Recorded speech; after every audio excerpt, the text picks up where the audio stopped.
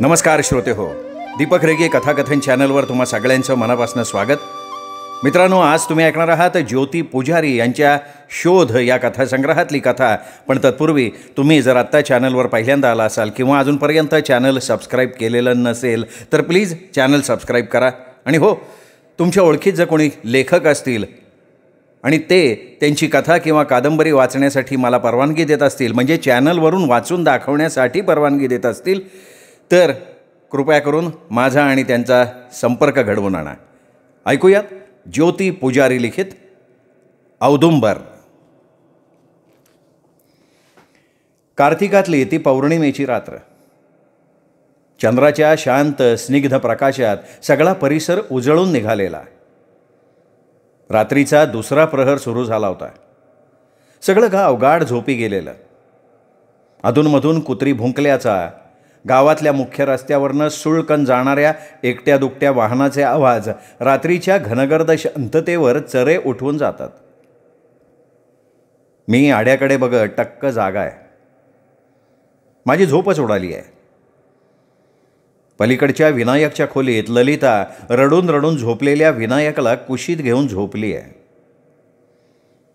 रोजच्यासारखी ती आज आमच्या खोलीत झोपायला आली नाही, तर माझ्यावरच्या रागानं ती आज विनायकच्या खोलीत जाऊन झोपली आहे.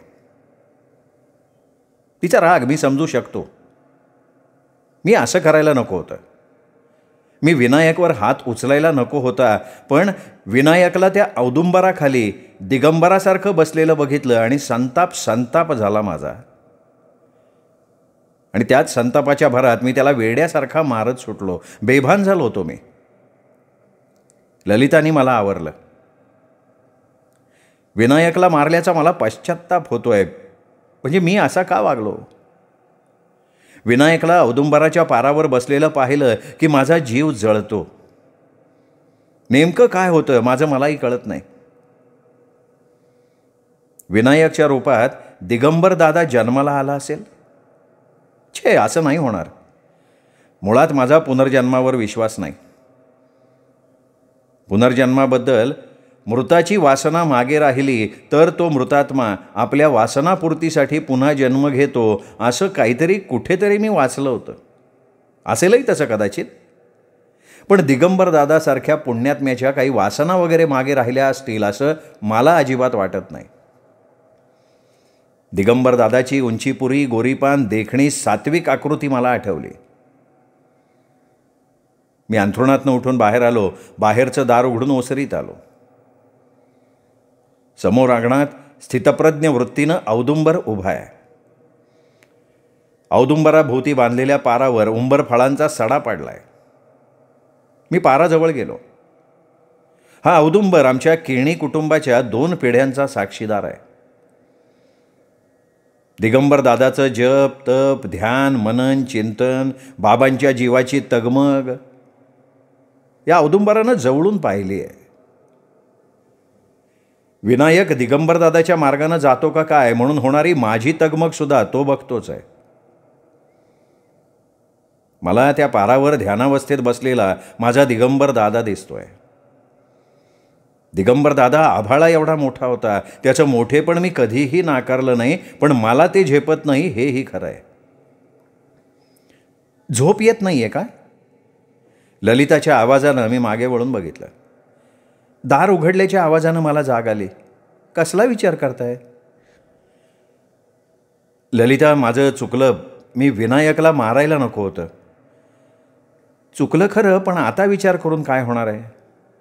परत असं करू नका. त्याला रागवा, पण अशी मारझोड करू नका. तुम्हाला कसली भीती वाटते ते माहिती आहे मला, पण दिगंबर दादा आता नाही आहेत.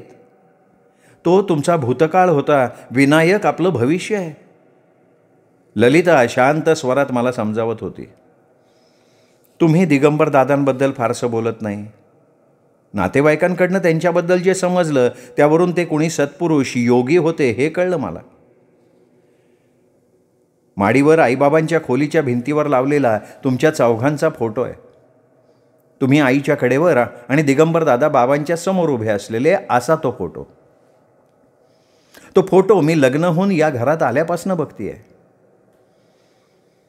दिगंबर दादा आणि विनायक यांच्यात थोडंफार रूपाचं साम्य आहे, पण विनायक अगदी दादांसारखा दिसतो असं जे तुम्हाला वाटतं ना, ते नाही मला पटत आहे. दोघांच्या चेहऱ्याची ठेवण वेगळी आहे. विनायकचा चेहरा गोल आहे, तर दादांचा फोटोतला चेहरा चौकोनी आहे. आणि तुम्हाला वाटतं तसं दोघात साम्य असलं तरी त्यांनी काय फरक पडतोय? तुमचं त्याच्यावर चिडण्याचं हे एकमेव कारण असू शकत नाही. याआधीसुद्धा मी तुम्हाला दिगंबर दादांबद्दल अनेक वेळा विचारलं, पण तुम्ही दरवेळी विषय टाळलात. मी कधी फार खोलात शिरले नाही, पण आता हे सगळं प्रकरण आपल्या विनायकपर्यंत आलंय म्हटल्यावर मला सगळं कळायला हवं. ललिताला सांगायचं मी टाळत आलो होतो, कारण मला दिगंबर दादाचा विषय टाळायचा होता. माझंच मन मला स्वस्थता लाभू देत नाहीये.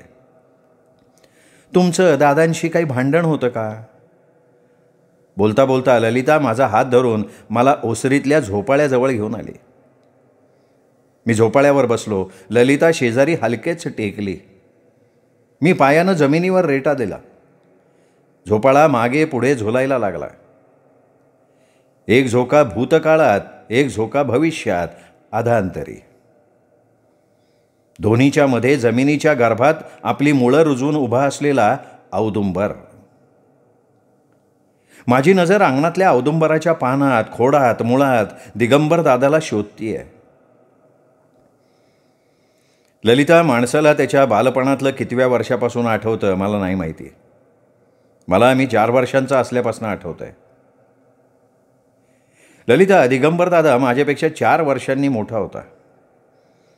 दिगंबर दादाच्या पाठीवर आम्हाला एक बहीण झाली, पण ह्या जगात आल्यानंतर तिने घेतलेला तिचा पहिला श्वास हाच तिचा शेवटचा श्वास ठरला. जन्माला आली आणि गेली. तिच्यानंतर 2 वर्षांनी माझा जन्म झाला. अंगणातला हा औदुंबर आणि दिगंबर यांचं जन्मापासूनचं नातं होतं आणि आहे. दिगंबर दादाच्या जन्मानंतर काही दिवसातच या औदुंबराचं इवलं स्वरूप अंगणात जमिनीतनं वरती आलं. दिगंबर दादाचा जन्म दत्त जयंतीचा. त्यात त्याच्या जन्मानंतर हा औदुंबरही जन्माला आला. जिथे दत्तगुरूंचा वास असतो तिथे औदुंबर उगवतो असं आमची आजी म्हणायची. आपल्या घराण्यात पूर्वीपासून दत्तोपासना चालत आली. अण्णा दत्त जयंतीला गुरुचरित्र वाचायचे. पारण्याला सगळं गाव असायचं जेवायला. या इथे ओसरीवर जेवायच्या पंक्ती बसायच्या. अण्णा रोज पूजा झाल्यावर गुरुचरित्राचा 1 अध्याय वाचायचे. सगळं कसं साग्र संगीत सुरू असायचं. मी क्षणभर थांबलो. एक दीर्घ श्वास घेतला. ललिता शांत चित्तानं माझं बोलणं ऐकतीये. मग मी पुढं सांगायला लागलो. मला आठवतंय, दादाला सगळे दत्तगुरूंचा अवतार वगैरे समजत असले तरी लहानपणी तो सुद्धा इतर लहान मुलांसारखा मस्तीखोर होता, हट्टी होता. आजी त्याचा प्रत्येक हट्ट पुरवायची. दर गुरुवारी त्याला आवडतात म्हणून शेंगदाण्याच्या कुटाचे गूळ घातलेले लाडू करून द्यायची. त्यातला एखादा तुकडा मला द्यायची, पण अख्खा लाडू मात्र दादाला मिळायचा. मग माझं चिडणं, रडणं व्हायचं. दादाच सगळ्यांचा लाडका आहे, मी नाही असं म्हणत मी आदळआपट करायचो.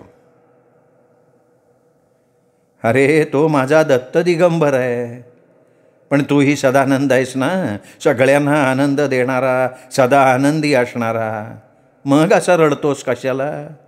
घे तुलाही पूर्ण लाडू, परत नाही मिळायचा हो. आजी माझी समजूत काढायची. दादा 8 वर्षांचा झाला आणि त्याची मुंज नरसोबाच्या वाडीला झाली आणि त्यानंतर दादा बदलत गेला. अण्णा देवघरात पूजेत असले की हा त्यांची पूजा होईपर्यंत तिथे बसून राहायचा. देवघरातल्या फडताळ्यातल्या पोथ्या काढून त्या वाचण्याचा प्रयत्न करायचा. आजी रोज पांडव प्रताप, हरिविजय वाचायची. ते मन लावून ऐकायचा. आजीला त्याचंही कौतुक वाटायचं. एका ठराविक मर्यादेपर्यंत हे सगळं सुरू होतं. तोपर्यंत अण्णांनाही त्याचं वागणं वावगं वाटलं नाही. देवाधर्माचं करतोय तर करू दे असं म्हणत त्यांनी त्याच्या देवभावी वृत्तीकडे दुर्लक्ष केलं. पण दिवसेंदिवस दादाचं पोथ्या पुराणाचं वेळ वाढतच गेलं. आता तोही रोज गुरुचरित्राचा 1 अध्याय वाचायला लागला. देवघरात देवासमोर पाटावर बसून पोथी वाचणाऱ्या दादाकडे बघून, तारे खरंच ग बाई, दत्तगुरूंनी आपल्या घरात जन्म घेतलाय हो, आजी आईला म्हणायची. आईला तर त्याच्या जन्मापासून आपल्या पोटी दत्तगुरूंनी जन्म घेतलाय याची खात्रीच होती. दोघींच्या डोळ्यांवर मायेच्या पट्ट्या बांधलेल्या होत्या, पण अण्णा डोळसपणे दादात होणारे बदल बघत होते. त्यांच्या व्यवहारी मनाला अलीकडे काहीतरी चुकतंय याची जाणीव व्हायला लागली होती. दादा शाळेतनं आला की हातपाय धुवून सरळ देवघरात जायचा आणि तासनतास देवापुढे ध्यान लावून बसायचा. घरात दिगंबर आणि अंगणात औदुंबर जोमात वाढत होते. दादानी आता औदुंबराभोवती पार बांधून घेतला. त्या पारावर बसून दादा ज्ञानेश्वरी वाचायचा. आजी आई त्याची ज्ञानेश्वरी ऐकायला बसायच्या. त्यांचं पाहून शेजारच्या आयाबायासुद्धा ज्ञानेश्वरी ऐकायला यायला लागल्या. दादा आता नुसती ज्ञानेश्वरी वाचून थांबायचा नाही, तर ज्ञानेश्वरीतल्या ओव्यांचं अतिशय रसाळ वाणीनं विवेचन करायचा. ज्ञानेश्वरीतल्या ओव्यांचा अर्थ उलगडून सांगायचा. हे सगळं तो कुठे शिकला याचं सगळ्यांना नवल वाटायचं. मी आणि माझे मित्र मागच्या अंगणात लगोरी, विट्टीदांडू, डबा, ऐसपैस खेळायचो. आमची मस्ती आरडाओरड चालायची, पण त्याचवेळी दादा मात्र समोरच्या अंगणात ज्ञानेश्वरीतल्या ओव्यांच्या लढी उलगडत असायचा. घरात तो फारसा कोणाशी बोलायचा नाही, आपल्याच तंद्रीत असायचा. शाळेतही काही वेगळी परिस्थिती नव्हती. वर्गात शांत बसलेला असायचा. सरांच्या कुठल्याही प्रश्नाचं उत्तर द्यायचं नाही. आम्ही दोघं एकाच शाळेत होतो. दरवर्षी दादा न चुकता पास व्हायचा, पण वर्गात सतत तो आपल्या विश्वात दंग असायचा. त्याला शिकवणाऱ्या सरांनासुद्धा त्याचा राग यायचा. त्यातही गणिताचे देव सर त्याच्यावर वैतागलेले असायचे. गणितातल्या आकडेमोडीपेक्षा त्याच्या मनात चाललेल्या नामजपाकडे जास्त लक्ष असायचं. सरांनी गणितातलं काहीही विचारलं तरी हा आपला निर्विकारपणे त्यांच्याकडे बघत राहायचा. एकदा तर आमचे मुख्याध्यापक साने सर आमच्या घरी आले. संध्याकाळची वेळ होती. अंगणातल्या तुळशीपाशी दिवा ठेवून आई नुकतीच आत गेली होती. मी, अण्णा आणि दादा ओसरीतल्या याच झोपाळ्यावर बसून रामरक्षा म्हणत होतो. आमची रामरक्षा पूर्ण होईपर्यंत सर खुर्चीवर शांत बसून होते. रामरक्षा झाल्यावर देवाला नमस्कार करायला आम्ही दोघं आत गेलो. बोला, आज कसं काय येणं केलं? अण्णा साने सरांना ओळखत होते. अहो, टिकली एवढं गाव, या गावात सगळेच एकमेकांना ओळखायचे. मी जरा तुमच्या चिरंजीवांबद्दल बोलायला आलोय. सरांनी सुतोवाच केलं. काय केलं सदाने? माझा उचापती खोडकर स्वभाव माहिती असल्यानं अण्णांना सर माझीच काहीतरी तक्रार घेऊ आली असणार याची खात्री होती. याच्या आधी कुणाच्या बागेतले आंबे चोरले म्हणून, तर कधी कुणाच्या गोठ्यातली खुंटीला बांधलेली कालवड सोडून दिली म्हणून, या अशा अनेक तक्रारी माझ्याबद्दल त्यांच्यापर्यंत येत आणि मग त्यांच्या जाजूड पंज्याची 5 बोटं माझी गाल शेकून काढायची. मी मधल्या दारात उभा राहून सर आता काय सांगतायत ते धडधडत्या छातीनं ऐकत राहिलो. मी सदानंदबद्दल नाही, तर मी दिगंबरबद्दल बोलायला आलो आहे, सर म्हणाले. दिगंबरबद्दल? अहो, त्याचं हे 10वीचं वर्ष आहे, पण त्याचं अभ्यासात अजिबात लक्ष नाही. वर्गात पुतळ्यासारखा मख्ख बसलेला असतो, कुणाशी बोलणं नाही. वर्गात असून नसल्यासारखा असतो. कुठल्याही शिक्षकाच्या कुठल्याही प्रश्नाचं उत्तर तो देत नाही. अण्णांनी दादाला आवाज दिला. दादा त्यांच्यासमोर येऊन उभा राहिला. त्याच्या चेहऱ्यावर सरांबद्दलची भीती काहीही नव्हतं. मी तुमचं बोलणं आतनं ऐकलंय. ऐकलंयस ना? मग? अण्णा, मला शिकायचं नाही आहे. बाप रे, दादानी अक्षरशः बॉम्ब टाकला होता. मी धावत जाऊन स्वयंपाकघरात असलेल्या आईला हात धरून बाहेर आणलं.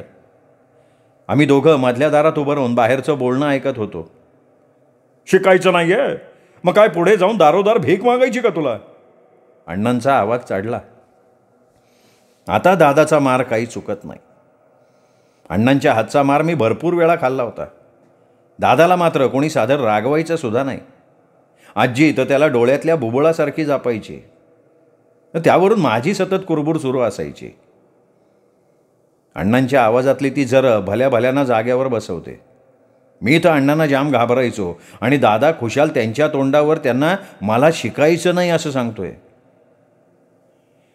अण्णा, मला वेदांचा अभ्यास करायचा आहे, मला बनारसला जायचं आहे, त्या निराकार निर्गुणाचा शोध घ्यायचा आहे मला. अण्णांच्या डोळ्यातली धग मला दुरूनसुद्धा जाणवत होती. आजी 2 दिवसापूर्वी मोठ्या आत्याकडे मेहकरला गेली होती. आजी यावेळी इथे असायला हवी होती असं त्यावेळी मला मनापासनं वाटलं. एरवी दादा सगळ्यांचा लाडका म्हणून मी दादाचा राग करत असलो तरी आत्ताचं दादाचं धाडस बघून मला नेमकं काय वाटलं ते नाही कळलं.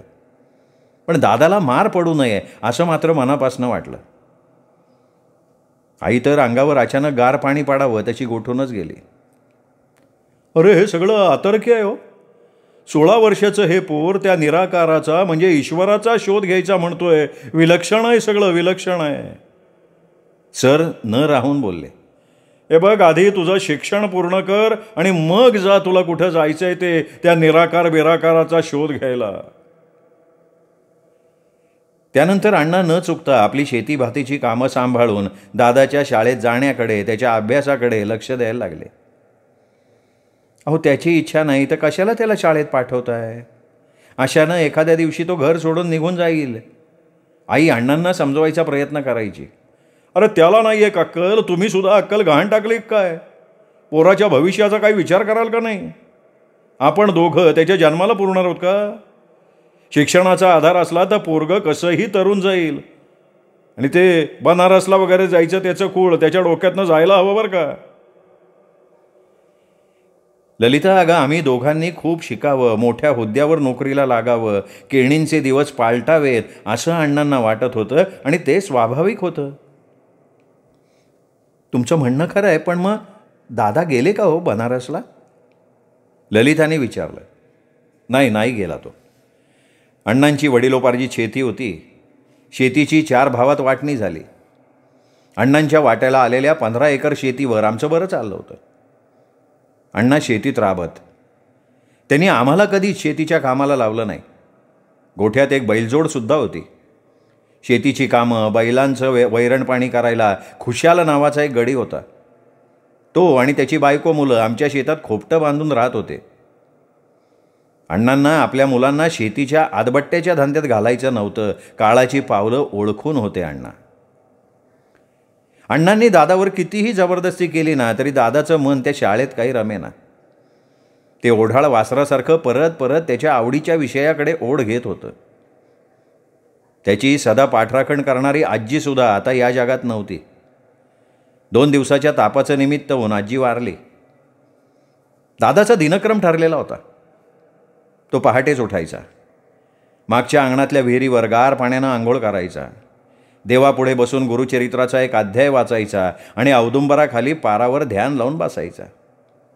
ऋतू कुठलाही असो त्याचा नेम कधी चुकला नाही. ध्यानात असला की त्याला तहान भुकेचं सुद्धा भान नसायचं. आई तो जेवायला येईपर्यंत ताटकळत उपाशी तापाशी त्याची वाट बघत बसायची. त्याला तुझी पर्वा नाही आहे का? तू का त्याची वाट बघत बसतेस? माझी चिडचिड व्हायची. तुझं जेवण झालं ना, मग उगा चिडचिड करू नको, जा इथनं. माझी भुणभुण ऐकून आई कंटाळून जायची. आईचं दादावर जास्त प्रेम आहे असं वाटून माझा जळफळाट व्हायचा. एकदा रात्री मला अचानक जाग आली. माझघरातून कोणाच्या तरी बोलण्याचा आवाज येत होता. मी उठून पाहिलं. माझ्या शेजारी झोपलेला दादा मध्येच कधीतरी उठून गेला असावा. त्याची जागा रिकामी होती. आम्ही माडीवरच्या खोल्यांमध्ये झोपायचो. मी माडीचा जिना उतरून खाली आलो. माझघराच्या याच दारात उभं राहून आई अण्णा बोलत होते. दादा बाहेर औदुंबराखाली ध्यानमग्न बसला होता. या पोराचं पुढे काय होणार आहे? अरे ह्याच्या काळजीनं माझी भूक तहान झोप हरवली आहे. अण्णा काळजीनं बोलत होते. अहो, पण अध्यात्माकडे वळणं हा काही गुन्हा नाही ना? अगं तुला कळत कसं नाही?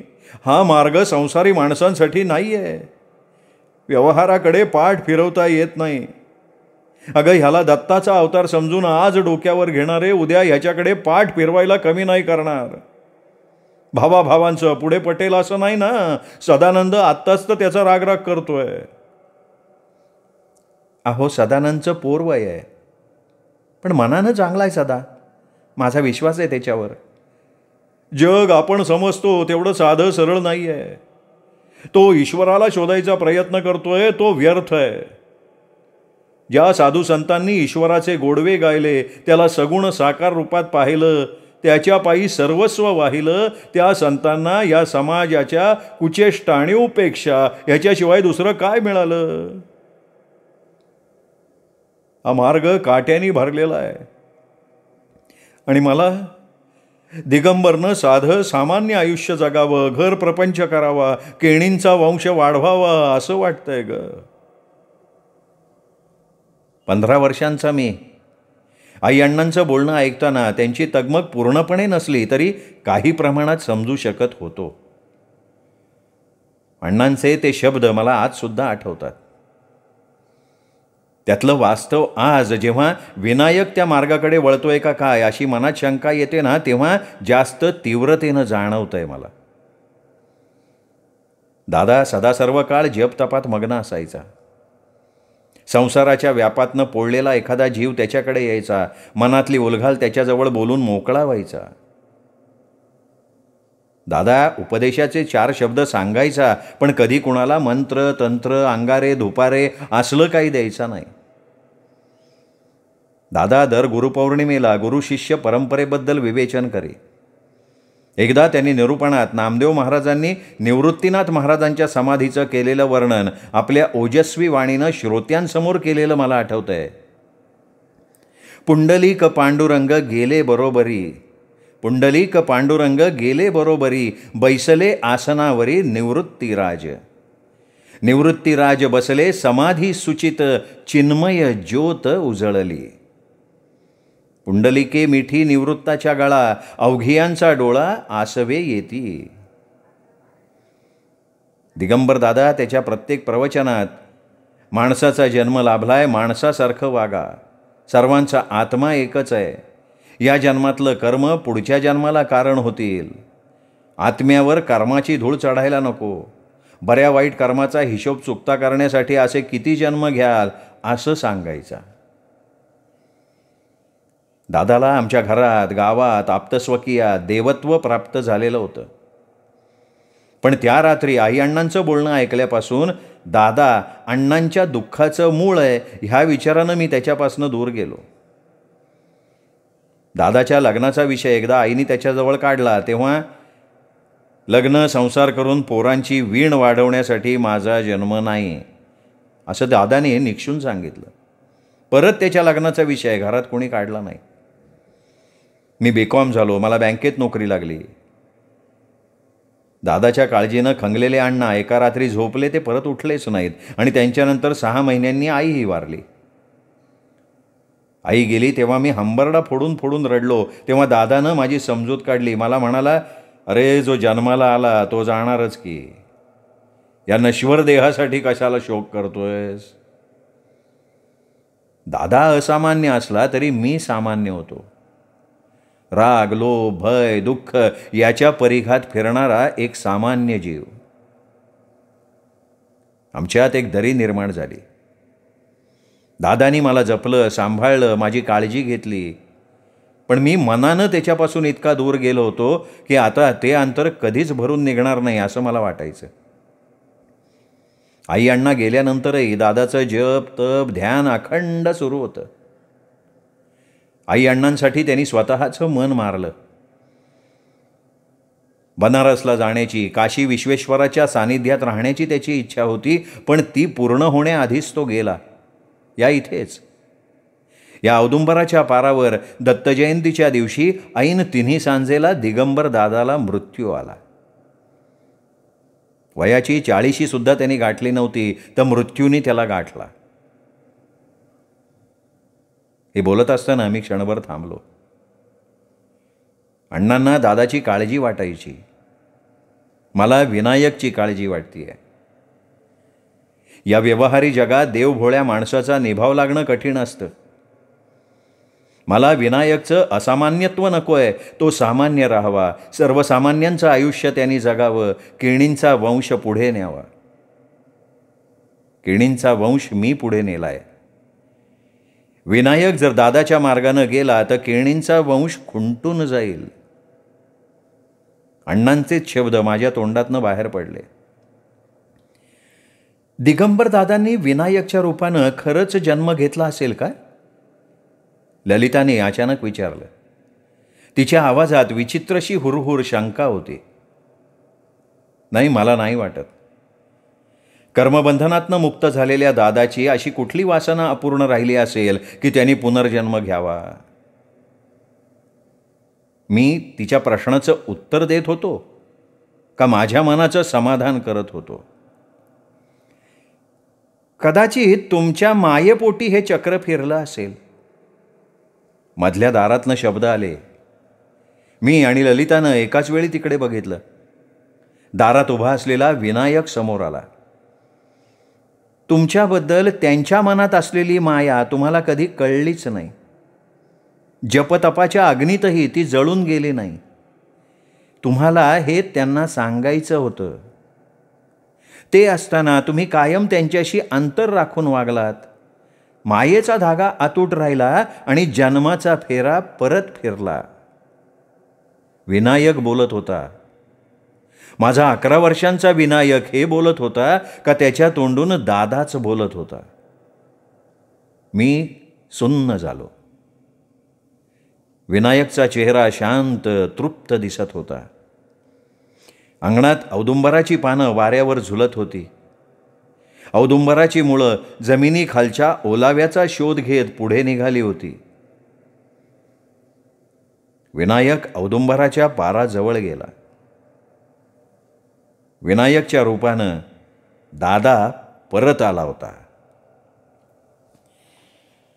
श्रोते हो, ही होती ज्योती पुजारी यांची कथा. औदुंबर कथा नक्कीच तुम्हाला आवडली असेल. हा व्हिडिओ लाईक करा, मित्रपरिवारात नातेवाईकात शेअर करा आणि हो, कथा कशी वाटली हे कमेंटमध्ये जरूर लिहून कळवा. आणि चॅनल सबस्क्राईब करायचं चुकून राहून गेलं असेल तर चॅनलही सबस्क्राईब करा. पुन्हा भेटूयात ज्योतिताईंच्या आणखीन एका कथेसह. तोपर्यंत नमस्कार मित्रो.